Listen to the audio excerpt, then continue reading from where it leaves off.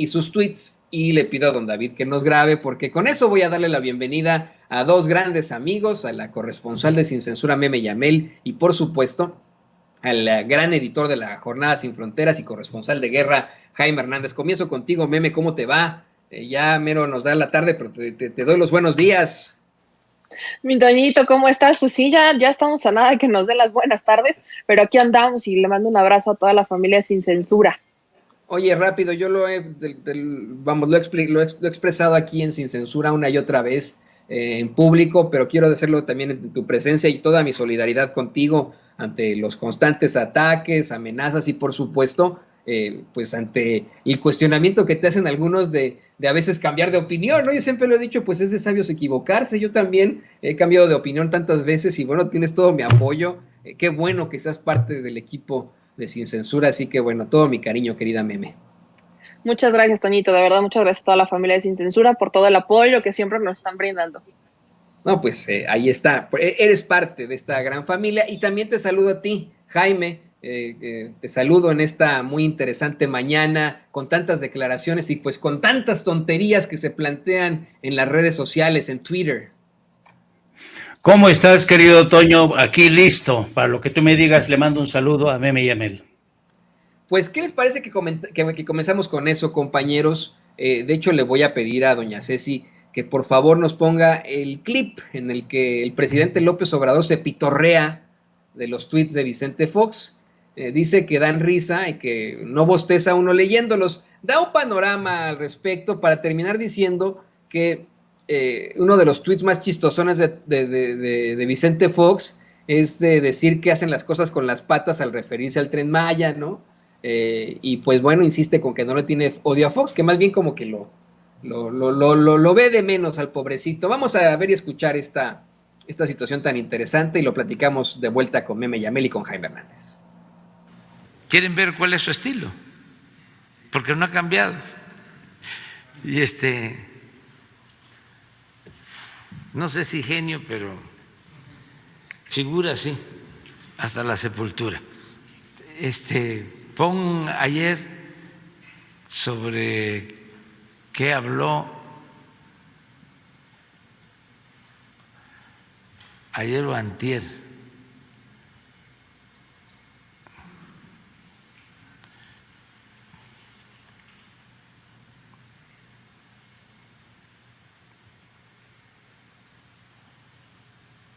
Que es lo mismo de Denise Dresser y de Carmen Aristegui, de Lore de Mola, pero hay algo en especial que me da risa, porque hasta eso no es tan aburrido.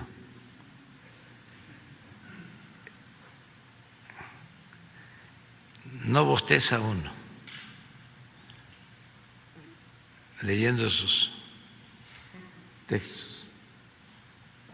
Bueno, y de ahí se siguió el presidente a exhibir a Vicente Fox. Yo todo el día he estado anonadado, compañeros, con un tuit que emitió Vicente Fox desde ayer, en el que tiene unas faltas de ortografía garrafales, o sea, no son ni siquiera typos, no es que de pronto se le fue ahí el autocorrector o que de pronto, no sé, ¿no? Se le fue una letra de más, ni nada. No, o sea, son verdaderas faltas de ortografía gruesas, pone H's donde no van, pone ves donde tampoco van, no, una situación verdaderamente terrible que planteaba yo ayer en cuanto a lo que tuitea Fox. Ahí estaba poniéndoselo don David en pantalla a ustedes, compañeros, y al público consentidor de Sin Censura, ¿no? Dice, le pone H a ogro, ¿no? Le pone V a vamos, ¿no? En lugar de V, no, está de locos. Yo no estoy de acuerdo, querida Meme, con el presidente López Obrador. A mí no me parece que esté, pues en todo caso, dando risa, tanta risa, que uno bostece, no deje de bostezar, más bien indignan este tipo de tweets, e indigna más esa declaración que pues algunos tendrían que avergonzarse de haber votado por Vicente Fox, ¿no? Pues, yo sí estoy de acuerdo, a mí sí me dan risa, porque vaya, cuando te indigna, para mí, desde mi opinión, cuando te indigna le estás dando más valor del que realmente tiene, y qué tipo de valor podría tener un Vicente Fox. O sea, yo creo que hay que tomar las cosas de quien vienen, y el caso de Vicente Fox es así, o sea, es un señor que llegó como con la bandera de irreverente, ¿no? Que llegó como para decir, venimos a hacer las cosas distintas, y lo único que llegó a hacer fue a hablar distinto, a ponerse botas en vez de zapatito de charol, y de ahí en fuera hizo exactamente lo mismo, ¿no? Exactamente lo mismo, es un personaje que no tenía, vaya, lo que hoy podemos ya concluir de un Vicente Fox es que no tenía rumbo, no tenía ni rumbo ni destino. Entonces es un personaje que hoy por hoy yo creo que a todos nos da risa, o a la mayoría nos da risa, porque es justamente un personaje que si le damos el valor que él cree que tiene, entonces nos empieza a indignar. Sí, fue presidente de México. En su momento, imaginemos, ¿no? En su momento era la mejor opción, ¿no? Para algunos, en su momento pensaron que él iba a hacer el cambio, lo dejo entre comillas, porque, vaya, son vendehumo, ¿no? Son estos personajes vendehumo que van con esta bandera, ¿no? De yo aquí, yo voy a hacer las cosas distintas, y el cambio, ¿no? Y el cambio con el milenio y no sé qué. Y lo único que terminaron haciendo fue, si no es que más negocios o peores escándalos de corrupción, ¿no? Del Toalla Gate. Vaya, con Vicente Fox, ya creo que a estas alturas a los mexicanos nos quedó una lección importante, de que no porque llegue con la bandera de irreverente quiere decir que necesariamente sea bueno o que sea diferente. Entonces, a mí sí me dan risa las publicaciones de Vicente Fox, porque yo no le doy más importancia de la que tiene, que es algo que él quisiera, ¿no? Como que lo ha buscado, sigue navegando con la bandera de yo fui presidente de México, y la neta es que sí, o sea, eso sí coincido, sí da pena, ¿no? Sí da pena que haya sido presidente de México, que una persona que se expresa así haya sido presidente de este país. Es algo en lo que sí uno dice, caray, como que sí estábamos muy mal, ¿no? Cuando estábamos en el 2000, como que las cosas no estaban muy bien para que se terminara votando por este señor, pero al final de todo se aprende, ¿no? De todo se aprende, y si algo nos dejó justamente una lección Vicente Fox fue en no creer en él, ¿no?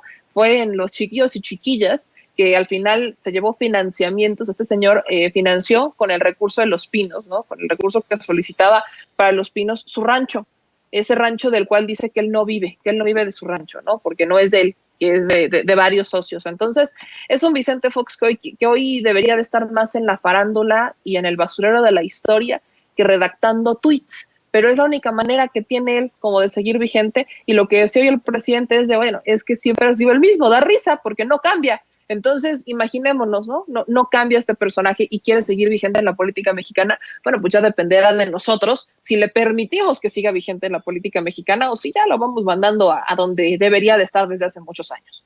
Pero es que para algunos memes sí es muy vigente. Hay gente en la clase media alta y la clase alta que ven a Vicente Fox como, bueno, el mero mero, pero yo no sé qué van a pensar ellos cuando ven estos tweets en los que le pone H a ogro y B a vamos, B de burro, pues, ¿no? Es terrible. Y le pido a don David que nos grabe para hacerle el siguiente planteamiento a Jaime. Yo te quiero comentar, Jaime, le comento también a Meme, que yo soy uno de esos que pues me puede dar pena el pensar en esto de Fox, porque el haber, en algún momento, haber creído en Vicente Fox. Antes no existía en México, no existía en nuestras elecciones que los jóvenes de 17 años que ya mero cumplían 18 podían votar, ¿no? A mí me tocó justamente las elecciones del 2000 cuando yo tenía 17 años y no pude votar, pero si les soy perfectamente honestos, yo le compré la idea a Vicente Fox. Me acuerdo haber ido a un meeting del ingeniero Cuauhtémoc Cárdenas en aquel entonces, y imagínense, yo un chavillo de 17 años, y haber platicado con varios compañeros que habían ido a ese meeting, en decir, bueno, pues nos gusta más en todo caso este candidato, el ingeniero Cuauhtémoc Cárdenas, pero el único que va a poder sacar al PRI de Los Pinos es Vicente Fox, es el que está siendo apoyado por todos. Pues yo creo que habría que votar por él. Yo no voté por Fox porque no me dieron todavía la credencial de elector en ese entonces, pero lo hubiera hecho, y hoy me hubiera arrepentido muchísimo de eso. Hoy me sentiría avergonzado, me daría pena el haber votado por Vicente Fox, porque se la creímos muchos de nosotros. Ni sacó al PRI de Los Pinos ni nada. Le abrió, como nos lo comentaba ayer Paco Cruz, le abrió, de hecho, las puertas de Los Pinos al narcotráfico, ¿no? O sea, situaciones verdaderamente lamentables. Eso es lo que comentan varios periodistas con todo el rigor periodístico. ¿Tuviste siempre esta idea sobre Vicente Fox? ¿Tú también hubieras sentido algún tipo de pena en algún momento, Jaime? No, mira, yo me acuerdo ahora que estabas narrando y porque me trasladaste justamente a esos años en las que mucha gente quería creer en Vicente Fox. Yo me acuerdo que estaba en Madrid yo, basado en Madrid en aquel entonces, y me acuerdo muchísimo que en una noche de estas bohemias con Jorge Volpi y otro amigo, un diplomático, sostuvimos un acalorado debate sobre si acaso Vicente Fox era la mejor opción para México. Yo me acuerdo que Jorge Volpi, convencido, me dijo que sí, esta es la opción, necesitamos a Vicente Fox. Yo no estaba tan convencido, yo no voté y no habría votado por Vicente Fox porque me parecía poco consistente. Bueno, pero con el paso del tiempo, pues Vicente Fox demostró que mucha gente quería ser engañada. Acuérdate que en aquella época muchos creían que confundieron la modernidad con muchas cosas. Y Vicente Fox, que había sido presidente o gerente de la Coca-Cola en México, lo veían como una especie de un personaje que a lo mejor resultaba eficaz a la hora de gestionar la política, que fue un poco lo que pasó con Donald Trump. Mucha gente le dio el beneficio de la duda a Donald Trump porque dice, bueno, este hombre viene del mundo de los negocios, a lo mejor resulta más eficaz. Ese mismo planteamiento se escuchó mucho cuando Vicente Fox estaba como candidato a la presidencia. Con el paso del tiempo, mucha gente se sumó a esta expectativa, pero con el tiempo mucha gente descubrió que Vicente Fox en primera instancia era una suerte de, ¿cómo se llama este personaje que llega por accidente y triunfa en todos lados? Este personaje que es un actor que interpretó Tom Hanks, que resulta, ¿perdón? Ándale, exacto, Forrest Gump. Se convirtió en una especie de Forrest Gump que nadie sabía muy bien cómo había llegado, pero había llegado, ¿no? Y con un impresionante respaldo popular. Y luego, con el paso del tiempo, porque yo hice todo el recorrido que fue la presentación de Vicente Fox como candidato y ya presidente electo, y yo me acuerdo que en Alemania lo recibían como, dice, wow, qué tipo tan pintoresco, ¿no? Llegaba con su hebilla de Fox, sus botas vaqueras, y los alemanes impresionados cuando llegó al Palacio de la Zarzuela en España, lo mismo, todo el mundo decía, bueno, este tipo va a revolucionar la política en México. Pero luego nos dimos cuenta que en realidad él y sobre todo su esposa Marta, cuando aterrizaron, cuando llegaron a la presidencia, llegaron con el cuchillo entre los dientes, porque empezaron a justiciar y sin piedad, metieron mano en medios de comunicación, metieron mano en negocios, metieron mano en donde pudieron.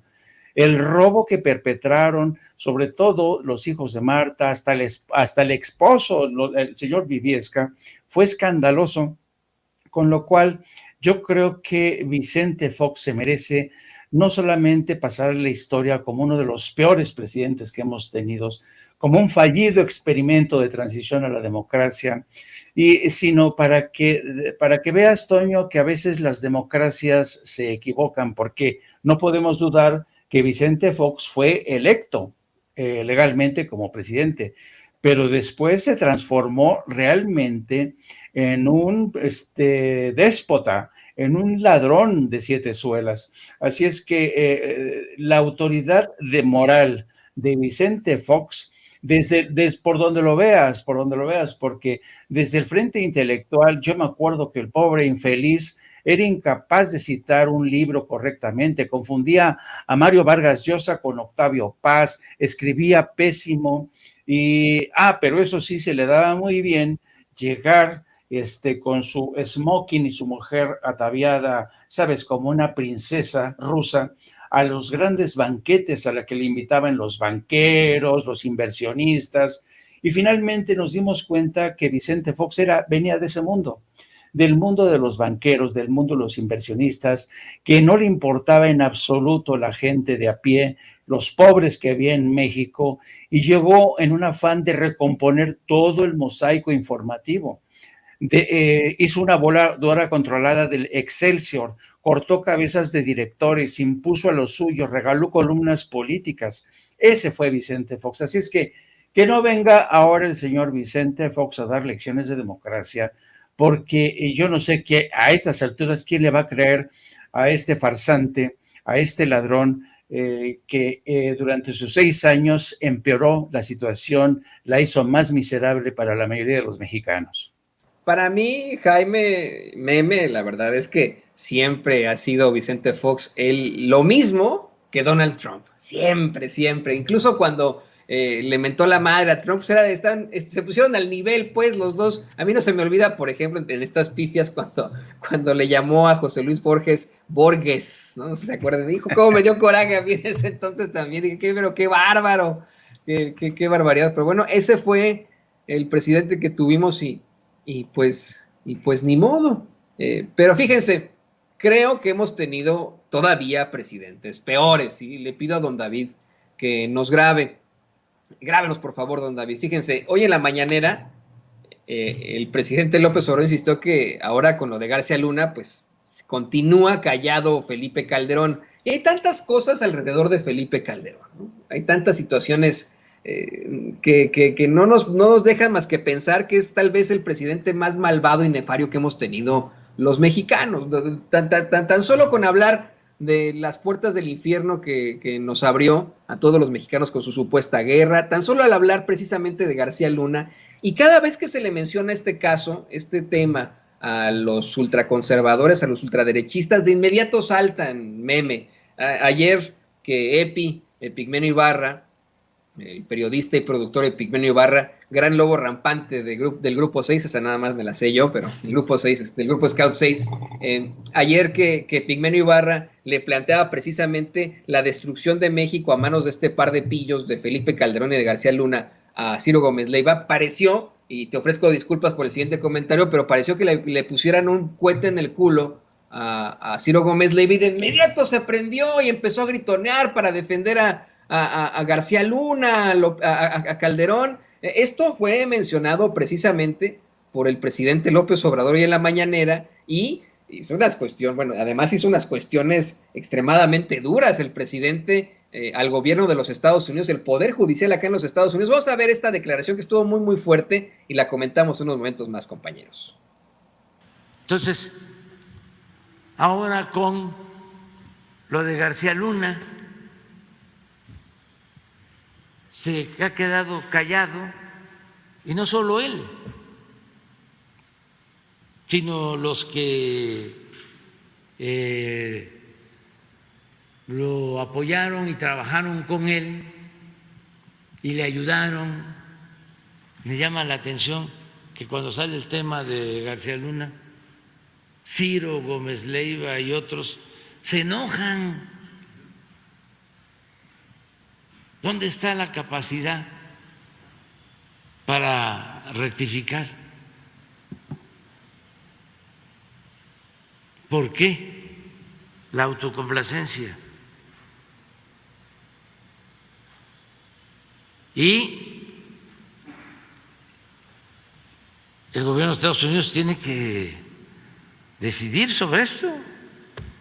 Acaban de resolver, me llamó la atención, lo de una denuncia muy publicitada de unos esposos divorciados que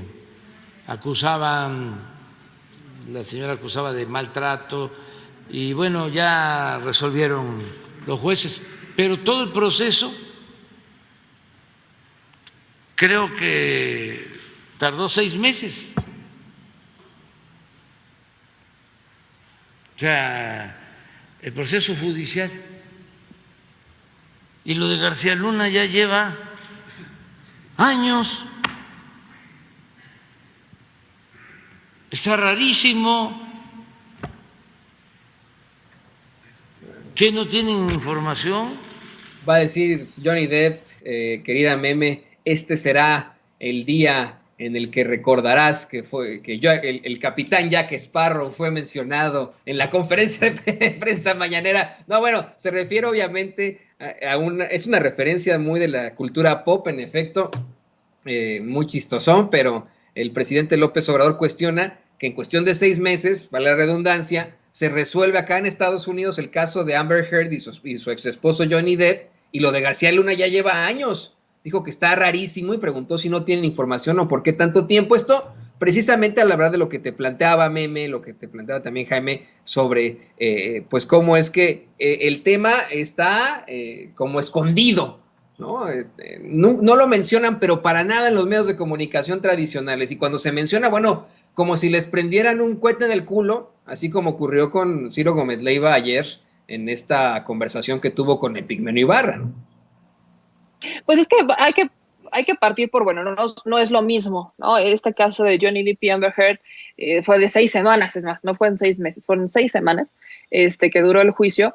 Y estamos hablando de un caso de difamación, ¿no? Que no es lo mismo a un caso de vínculos con el narcotráfico. Entonces, no es exactamente lo mismo. Yo no los valoraría igual. Pero también hay que recordarle a la audiencia el por qué se ha atrasado tanto el caso de Genaro García Luna. Porque es un hecho. O sea, el presidente tiene razón cuando dice que se ha atrasado mucho. O sea, que pasan años y siguen pasando los años y no hay mayor avance. Y es porque este es un caso muy complicado, es un caso que tiene más de 1 millón de pruebas, 1 millón de evidencia que debe de leer la defensa, ¿no? Y ahí ha habido muchos problemas porque Genaro García Luna no habla inglés y la pandemia le cayó como anillo al dedo. Entonces han estado aplazando el juicio, tanto la fiscalía como la defensa, por asuntos relacionados con las pruebas, ¿no? Que si no les han llegado, que si no las han terminado de leer, que si no tenían las herramientas en la prisión para que Genaro se pudiera comunicar con la defensa. Vaya, han sido varios, ¿no? Elementos ahí, ingredientes que han derivado en el aplazamiento de este juicio,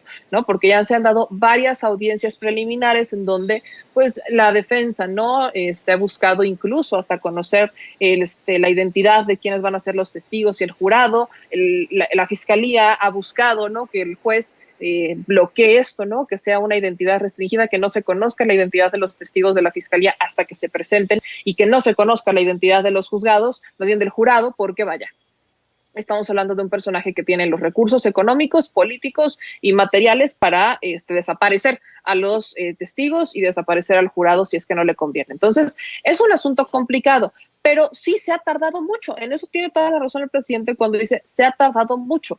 Y es que estamos hablando de un caso que muchas veces no lo toman los medios de comunicación. Bien lo dice. No solamente es el caso de Ciro Gómez Leiva, son todos. Toman el caso de Genaro García Luna por encimita, no profundizan, no lo analizan. Y cuando han tenido a Felipe Calderón, se lo preguntan, pero lo hacen más como por una pregunta de cuates. Entonces le preguntan a Felipe Calderón, y recordemos que esto se da cuando está promoviendo su libro, ¿no? El de Decisiones Difíciles, y Felipe Calderón no dice que tiene un capítulo en su libro en donde él hablaba de esto y que él no lo sabe, y le dan pie a Felipe Calderón de defender a Genaro García Luna y de hacer este mismo cuestionamiento. ¿Por qué hace el mismo cuestionamiento? De, bueno, si tienen tantas pruebas, ¿por qué no lo han juzgado? Solo que el caso de Felipe Calderón lo hace como para argumentar de, ven, no tienen nada en su contra y esto es como un juicio de humo. Que no se le olvide a la audiencia, que no se le olvide a la gente, que estos casos son complejos y que de no ser por el juicio del Chapo Guzmán, no estaríamos viendo el juicio de Genaro García Luna.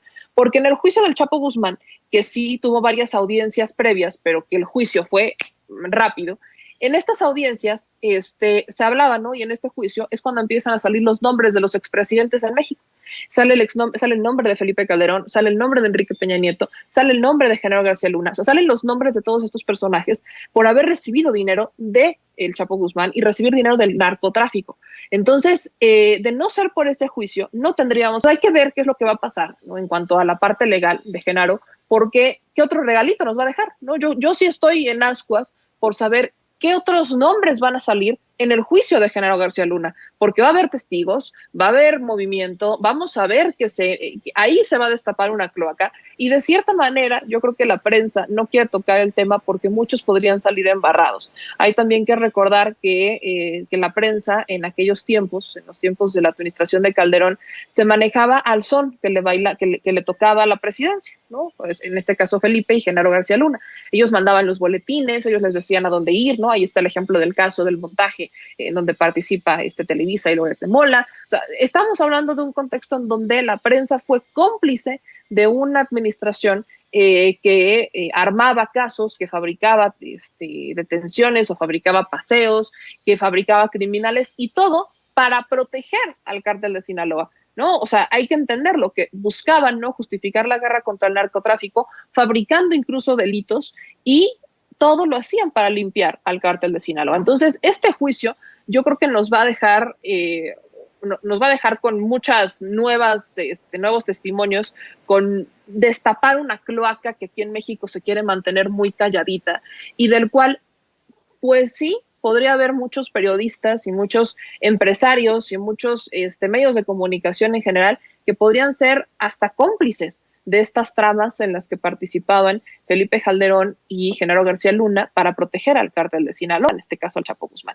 Entonces, esto se pone interesante, pero vaya, tiene toda la razón el presidente cuando cuestiona a la prensa tradicional por no hacer estos cuestionamientos, porque no es un asunto menor. No estamos hablando de, es que Genaro robó un chicle. No, o sea, estamos hablando del secretario de Seguridad en tiempos de guerra contra el narcotráfico, en donde justamente esa secretaría era la que más poder tenía, porque era la que llevaba la fuerza, ¿no?, del proyecto de gobierno de una administración completa. Entonces, no es un asunto menor, y yo sí creo que hay que pacientes. Ya sabemos que al menos hay 2 fechas, que es o en octubre de este año, a finales de octubre de este año, o en enero, cuando inicie el juicio en contra de Genaro García Luna, y quiero ver si la prensa se sigue quedando callada cuando estalle el juicio y cuando la prensa en Estados Unidos pues termine detonando todo lo que muchos medios de comunicación aquí quieren mantener en silencio.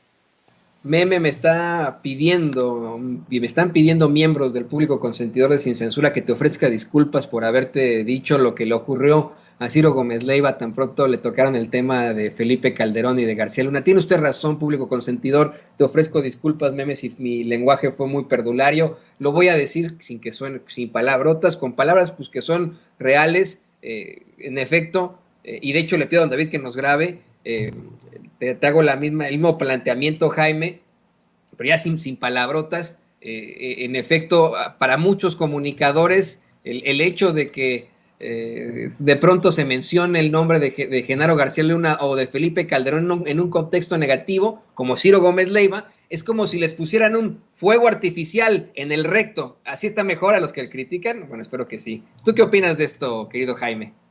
Bueno, yo creo que Meme ya esbozó alguna de las claves o de los puntos por los cuales no se puede comparar de ninguna manera el juicio de Johnny Depp con el caso que se sigue con García Luna, porque salvando las distancias, yo diría que el caso de García Luna, estamos hablando de un maxi proceso.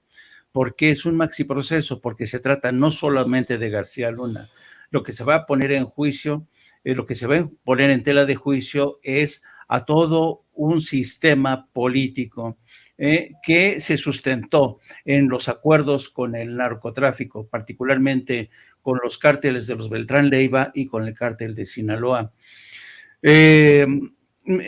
Además, mucha de la información que se va a ventilar a partir del mes de octubre, como bien dice Meme Yamel, es información que de alguna manera ya se ha ventilado a través de libros, lo que yo llamo la narcoliteratura, en donde salen las declaraciones del Vicentillo narrando cómo había los acuerdos con el gobierno de Calderón a través de García Luna. O sea, vamos a ver, va a ser una puesta a escena en que vamos a ver a los protagonistas que de alguna manera ya han salido a relucir en estos libros de narcoliteratura y en los testimonios del propio Vicentillo. Tú sabes que los testimonios del Vicentillo nutrieron la causa contra el Chapo Guzmán y por ende también van a nutrir la causa contra García Luna. Ahora, ¿por qué es tan tardado? ¿Por qué es tan tardado? Para la gente que no está familiarizada con el sistema judicial de Estados Unidos, hay que tener en cuenta que los fiscales son muy meticulosos porque al tratarse de un maxiproceso, con muchas aristas de carácter político que tienen que ver con un gobierno como el de México, tienen que ser en extremo meticulosos y además tienen que aportar pruebas, las pruebas que sustentan los elementos a la defensa de García Luna, como bien señalaba Meme Yamel.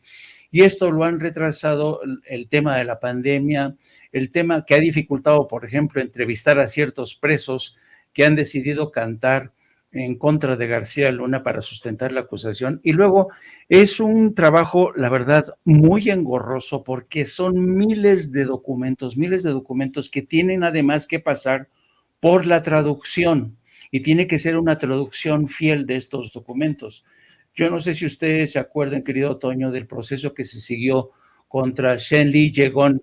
Yo seguí en las cortes de Washington y de Virginia el juicio contra Shenli Yegon, un juicio que, por cierto, levantó muchas cejas en Washington porque no entendían muy bien cuál era el motivo, por qué el gobierno de México estaba tan interesado en enjuiciar a Shenli Yegon. No entendían muy bien el entramado y tuvo muchos tropiezos ese caso. Bueno, ese juicio duró muchísimo precisamente porque los documentos que mandaba el gobierno de México o el aparato judicial de México tardaban mucho en llegar, había un proceso de preselección de esos documentos, la traducción de los mismos, y por eso se tardaba tanto. Entonces, el presidente creo que desconoce, y esto lo digo con todo respeto, cómo funciona el aparato judicial de Estados Unidos, e insisto, no podemos comparar el enjuiciamiento de Johnny Depp contra su esposa en que le dice, no, es que esta mujer me dejaba hasta caca en la cama. O sea,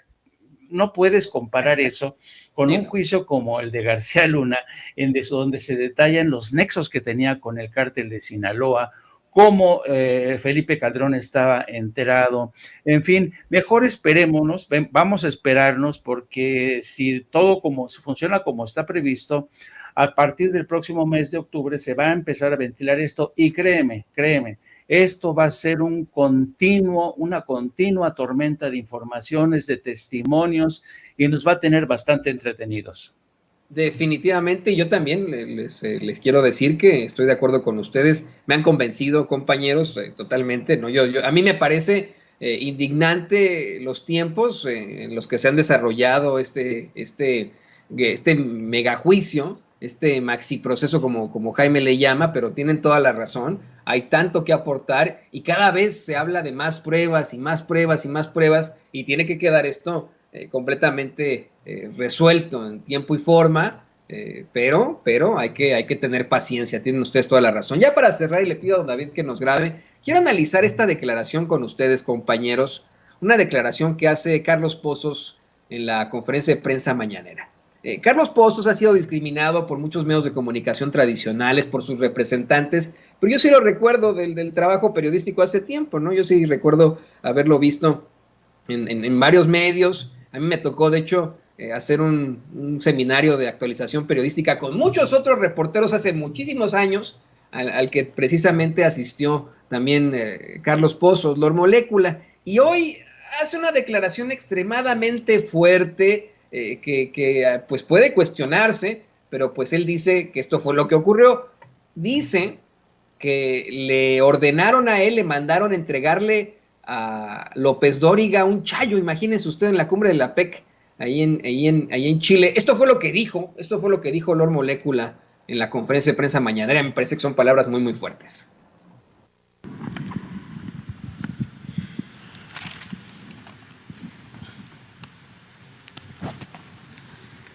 Presidente de todos los mexicanos, muy buenos días a quienes nos ven y nos escuchan, a los servidores públicos aquí presentes. Quiero aportar, si usted me lo permite, cómo se han hecho fortuna esos periodistas que sistemáticamente opinan y no informan, como es Joaquín López Dóriga Velandia, ¿Quién inventó comentarios a la noticia como estrategia de venta, señor presidente?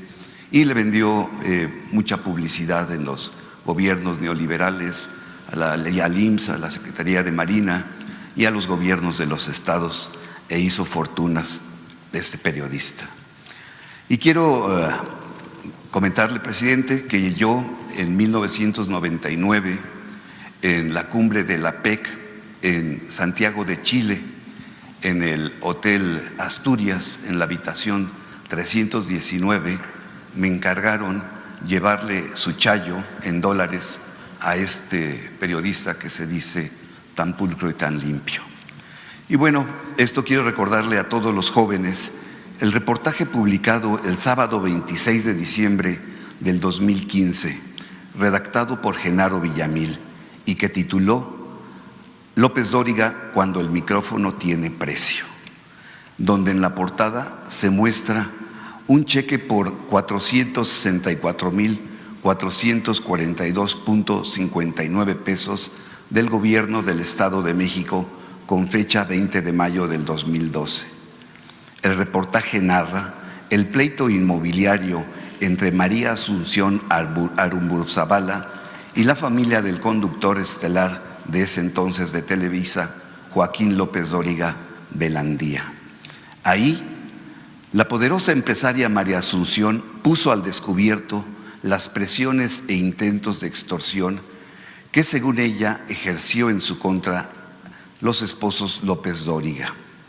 El reportaje realizado por mi profesor Genaro Villamil, que se lo recomiendo ampliamente, deja documentados los negocios que el conductor ha hecho al amparo del gobierno y los micrófonos de la radio y la televisión. Esto es un ejemplo claro de la calidad moral de esos periodistas que día con día sistemáticamente atacan desde sus micrófonos. Bueno, pues ahí lo tiene usted. Qué interesante. Y de hecho, miren, les quiero comentar, compañeros Meme y Jaime, ya el reportero, el periodista Carlos Pozos lo había planteado aquí en Sin Censura con antelación, pero hoy lo dice en la conferencia de prensa mañanera. Le dice al presidente López Obrador que en 1999, en la cumbre de la PEC en Chile, le encargan a él llevarle un chayo directo, un chayote, un soborno, esa es la palabra, a Joaquín López Dóriga. ¿Qué nos puedes decir sobre esto, querida Meme? Pues ya bien lo dices, ya lo había comentado Carlos en uno de estos espacios, yo ya lo había escuchado. Entonces, yo quiero ver qué va a decir López Dóriga. O sea, yo sí estoy esperando a ver qué responde Joaquín López Dóriga, porque no es ningún secreto, O sea, no es ningún secreto que este señor recibía dinero, pues de ahí sale para hacer un yate, y recibía recursos o sea, hizo varias razones sociales, Joaquín López Dóriga, para poder cobrar. O sea, tenía la de Joaquín López Dóriga digital, luego tenía otra de López Dóriga, luego tenía una de una oficina, luego tenía otra, o sea, tenía varias razones sociales Joaquín López Dóriga desde las cuales cobraba recursos para del gobierno, ¿no? De distintas dependencias gubernamentales, y evidentemente como fue un comunicador, porque yo no lo llamaría periodista, un comunicador que se hizo, ¿no? De un renombre gracias a Televisa y demás, pues era como todos llegaban, ¿no? Y le pagaban a Joaquín López Dóriga para poder tener su espacio, y entonces Joaquín López Dóriga, lejos de informar, lejos de investigar, simplemente daba opiniones. Recordemos incluso que le pagaban a Joaquín López Dóriga para que emitiera o para que publicara opiniones de Ciro Gómez Leiva, ¿no? Recordemos ese escenario en donde les pagaban a unos y otros, el negocio redondo, en donde le pagaban a uno para que publicara las opiniones de otro. Entonces, así está el clásico círculo vicioso del dinero. Y eso se instauró como una forma de hacer negocio, ¿no? Es una forma de hacer negocio. Hay una diferencia abismal, y sí lo quiero aprovechar para dejarlo claro, porque llegan a nosotros, no los periodistas o los comunicadores de la corriente López Dóriga, y cuestionan a los youtubers porque dicen es que ustedes reciben recursos. No tienen ninguna prueba, no hay evidencia y no los recibimos, pero nos cuestionan por defender o por ser abiertamente pro. Pero a ellos uno no los puede cuestionar por recibir un recurso literalmente para quedarse callados, porque eso es lo que hacían. literalmente se quedaban callados, recibían dinero para no decir nada, más que opiniones positivas, más que opiniones a favor de, a menos que les pagaran para dar una opinión en contra, cosa que se empezó como a instaurar en tiempos ya de Claudio X González con Mexicanos contra la Corrupción y la Impunidad, que es otro ejemplo de cómo la prensa utiliza este recurso, utiliza este poder para presionar a los gobiernos o sacarle jugo cuando quiera. O sea, en vez de que la prensa se convirtiera, ¿no?, en el que busca la verdad y en el que le informa al pueblo, se convirtió en el que hace negocio con la información, se convirtieron en sicarios de la información. Las opiniones no son noticia y se convirtieron en noticia. Lo que es triste es que todavía en estos tiempos lo querían seguir manejando tal cual. Se acordarán de esta nota, ¿no?, que de una opinión, de un rumor más bien, que había salido entre Riva Palacio, Héctor de Mauleón, estaba también ahí metido Loret de Mola, ¿no?, que fue un simple rumor de un funcionario que había pedido información de un abogado de uno de estos medios de comunicación. Y terminaron creando una nota en El Financiero y en El Universal de que el gobierno federal mandaba espiar a los periodistas, ¿no? O sea, fue una transición brutal donde no había información, no había nada, no tenían un solo dato para sustentarlo más que un rumor. Así de mal acostumbrados estaba la prensa en este país a que sus opiniones se convirtieran en noticia, en titular de la prensa, cuando no es así. Las opiniones no tienen por qué ser noticia, ¿no? Las opiniones es para que las pongamos sobre la mesa, nos generemos un criterio, para que las analicemos, nada más, pero no se tiene por qué convertir en una noticia a menos que seas el presidente de la República. Entonces, es un cuestionamiento constante que se le hace a la prensa, y yo celebro que mi querido Lord Molecula lo haya puesto, que si a bien yo he dicho a veces no estoy de acuerdo con la forma en que hace posicionamientos Carlos Pozos, es un personaje que sabe, y también por eso le resulta incómodo a estos personajes, porque lo conocen, porque saben quién es, porque saben que sabe, ¿no?, de dónde vienen estos recursos y cómo es que la prensa en México ha construido un imperio a punta de mentiras y a punta de boletines. Y eso es algo que tiene que cambiar. Por eso viene esta transición, por eso incomodan las comunicaciones digitales, por eso incomodan las nuevas voces, por eso incomodan los nuevos espacios, porque están dándole la batalla a estos personajes que antes, ¿no?, tenían y hacían negocio con los medios de comunicación y hacían negocio con el gobierno, porque recibían recursos, y muchos hoy siguen recibiendo recursos, y hoy ya no tienen esa oportunidad, ¿no? A menos que te vayas a algún estado en donde todavía pasa esto. Pero vaya, yo me iría todavía a un punto más arriba. Hay una forma de regularlo. Yo, perdón que siga insistiendo con eso, ya tengo cansada a la gente, yo creo, con el tema, pero es la regulación de la Ley General de Comunicación Social. No, recordemos que la Suprema Corte el año pasado obliga o mandata que la Cámara de Diputados regule la Ley General de Comunicación Social, que en tiempos de Enrique Peña Nieto legalizó este tipo de, vaya, si de por sí se hacía, lo legaliza a tal modo en que los recursos se pueden entregar de forma discrecional a todo tipo de comunicadores, a la prensa, más bien, o sea, el gobierno en turno decide cómo, cuánto y a quién le entrega recursos sin que existan reglas y procedimientos a cumplirse. Lo que dice la actual Ley General de Comunicación Social es que debe de cumplirse con efectividad y eficiencia a la hora de entregarle el recurso a un medio de comunicación. Eso no nos dice absolutamente nada, porque queda sujeto a la interpretación, ¿no? Quedará sujeto a la interpretación del gobierno en turno, que es efectivo y que es eficiente, mientras que no hay reglas claras. El único que llegó a poner sus propias reglas fue el propio Andrés Manuel López Obrador, cuando llega al gobierno y cambia la forma en la que se le iba a entregar los recursos a los medios de comunicación, porque el gobierno federal lo que dijo es que se les iba a entregar por proyecto, que ya no se les iba a entregar así como su mensualidad, ¿no?, de sus recursos, su nómina, sino que se les iba a entregar por proyecto y que se iba a analizar el proyecto dependiendo a cada quien, más o menos como un tipo de licitación. Entonces, hizo sus propias reglas, pero sí existe una Ley General de Comunicación Social que se tiene que regular para ponerle freno a este esquema de negocios, como bien lo decía Lord Molecula, es un esquema de negocios con la información. Entonces, la prensa aquí prácticamente sabe que si hacen un medio de comunicación, están esperando, ¿no?, a tener lo suficiente o el suficiente alcance como para poder llegar con algún gobierno, alguna oficina de comunicación social, a presentar, ¿no?, sus documentos y decir, bueno, este es mi alcance, dame oficialmente a partir de hoy, méteme en la nómina del gobierno. Entonces, eso se convirtió en un negocio, lejos de que un medio de comunicación se buscara crear para informarle a la gente.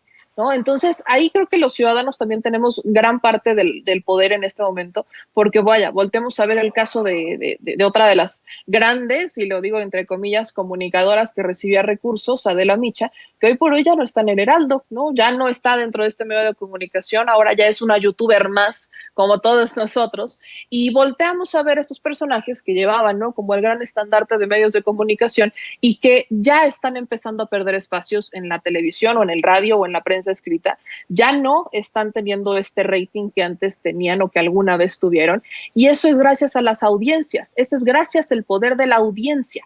La audiencia es la que termina decidiendo, porque cuando el gobierno federal decide quitarles estos recursos o decide bajarles estos recursos, los medios de comunicación tienen que empezar a tomar decisiones empresariales o corporativas de, bueno, pues se va a quedar el que se tenga que quedar. Caso que le pasó a Loret de Mola, caso que le pasa a Broso, porque pues estos son dos personajes que cobran bastante caro como para lo que ofrecen.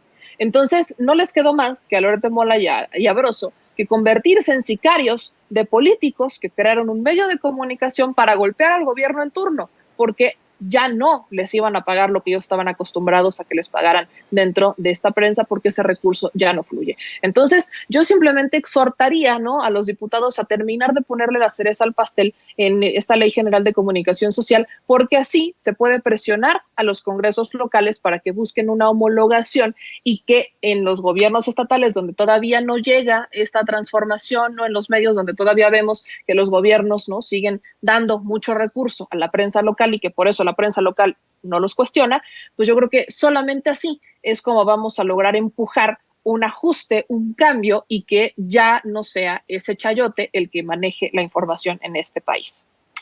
Muy interesante lo que planteas, Meme, y por supuesto que son excelentes propuestas, no solamente son planteamientos, sino propuestas. ¿Por qué no nos compartes tus redes sociales, querida Meme, para que la gente te siga buscando, siga escuchando tus análisis, te vea en tus canales? Muchas gracias, le mando un abrazo, mi querido Jaime, que como siempre es un gusto poder compartir con él mesa y contigo, mi querido Toñito. Y bueno, ya saben que ahí me encuentran en todas las redes sociales como @memeyamelca. Ahí estamos en el Detrás de la Mañanera y despuesito de la Mañanera. Ahí estamos como que tú vas cerrando y yo voy entrando, Toñito. Y después nos vemos en Al Chile a las 9 de la noche, también en YouTube, en Facebook, en Twitter, en Twitch, en todos lados. Entonces, les mando un beso y gracias, como siempre, a toda la bonita audiencia de Sin Censura por seguir al pie del cañón y por apoyarnos siempre. Gracias a ti, Meme, y en efecto nos pasamos ahí la estafeta con mucho gusto. Y le pido a don David que nos grabe también para pedirle su conclusión al queridísimo Jaime Hernández, precisamente sobre estas declaraciones de Carlos Pozos, que yo, mire, quiero insistirle a usted que nos ve y que nos escucha, ya ni siquiera fueron sobre publicidad oficial. Habla de un chayote per se, de que él le encomendaron a él darle un chayote a López Dóriga en 1999 en Chile, imagínese usted, durante la cumbre de la PEC. Eso es lo que dice Carlos Pozos. ¿Tú qué nos puedes decir sobre esto, Jaime? Bueno, yo la verdad es que no me extraña ni me asombra la revelación, la declaración de Carlos Pozos esta mañana, durante la mañanera, porque ten en cuenta, Toño, que yo soy un periodista que ha ejercido este oficio casi durante 50 años. Así es que, digamos que he pasado tantas épocas, he desfilado durante tantas décadas durante el ejercicio de este periodismo, así es que no me gusta. Y además otra cosa, que yo trabajé con Joaquín. Yo trabajé con Joaquín cuando Joaquín era el conductor del famoso noticiero 13, del canal 13, 7 días.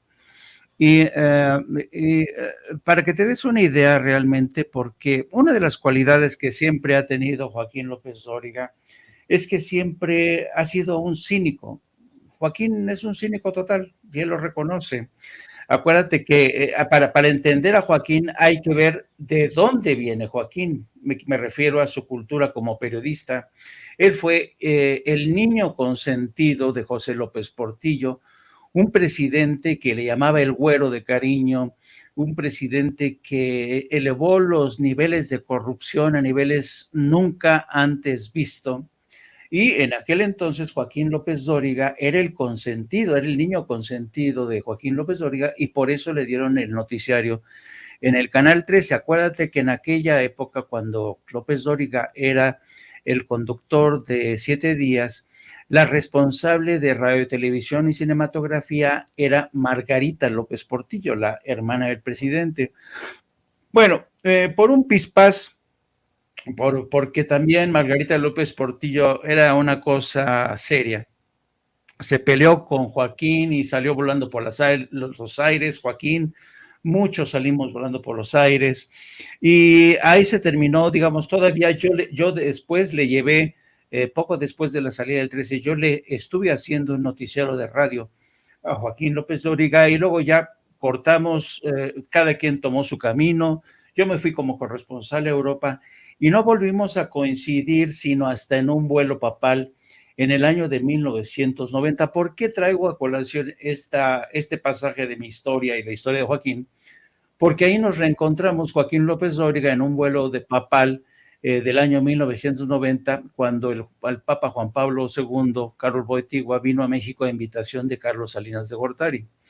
Y me acuerdo que partimos de Roma a México, y Joaquín, pues, íbamos platicando en el camino, y cuando ya nos tocaba, anduvimos acompañando al Papa por varios estados, porque estuvo por Durango, y luego cuando nos regresamos, a mí me regaló un amigo mío un libro de Vicente Leñero que se llama Los Periodistas, y en ese libro Vicente Leñero hace una relación de la corrupción que se había enquistado en el periodismo mexicano, y por supuesto no podía fallar en ese libro Joaquín López Dóriga. Entonces, cuando yo me subo al avión de regreso a Roma, me encuentro que también viaja conmigo nuevamente Joaquín, y yo venía leyendo el libro, y me lo topo, y me dice, ¿qué pasó? Digo, nada. Le digo, oye, ya ni chingas, Joaquín. Dice, ¿qué? Oye, pues que te robabas tanto dinero. ¿Quién dice eso? No, pues está en este libro. Dice, a ver, préstamelo. Lo comienza a leer. Dice, no, hombre, están pendejos, me llevo esto y mucho más. De ese cinismo era Joaquín López Dóriga, y recuerdo que precisamente en una de las escalas de esa visita papal, Joaquín se nos perdió en Durango, y cuando pues, andábamos, porque era una visita a una cárcel del Papa, y cuando regresa Joaquín de quién sabe dónde, regresa con un sobresote así amarillo, ¿no? Y había ido a recolectar su chayo al gobierno de Durango. Ese era Joaquín.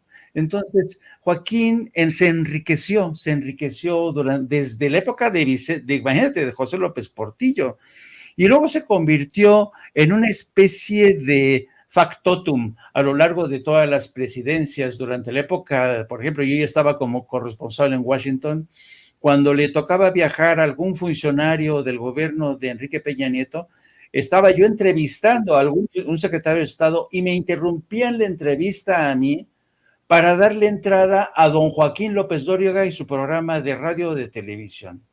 Era un factotum, tenía un poder impresionante, y imagínate si López Dóriga comenzó a recoger chayotes desde la época de que ya era Joaquín. Yo cuando me acuerdo, Joaquín tenía una residencia impresionante en aquel entonces. Imagínate ahora la cantidad de dinero que ha avanzado Joaquín López Dóriga.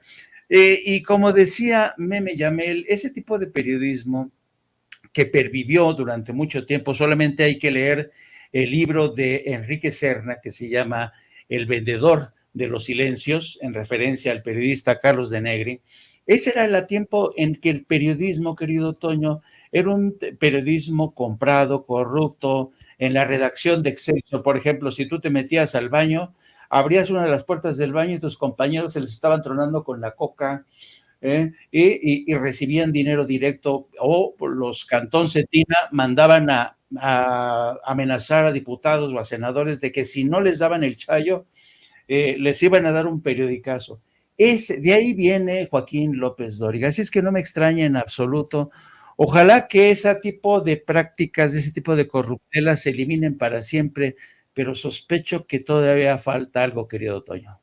Me tocaron desafortunadamente muchas censuras, muchas situaciones lamentabilísimas en redacciones de periódicos en los que trabajé, en redacciones de televisoras. No me llegó a tocar lo de la coca, pero más que evidente la forma en la que actúan muchos de esos conductores. Qué bueno que puedes aquí exhibir la cantidad exorbitante de chayotes que López Dóriga ha recogido cínicamente, querido Jaime, a lo largo de su historia. Y aparte de todo, que digan, hombre, están pendejos, eso y más, es verdaderamente ridículo, es descorazonador que hoy lo tengamos todavía, desafortunadamente, ¿no?, encumbrado en los medios de comunicación tradicionales y que salga con que es un gallito muy jugado. Yo voy a insistir hasta el cansancio, no es un gallito muy jugado, es un gallito muy chayoteado.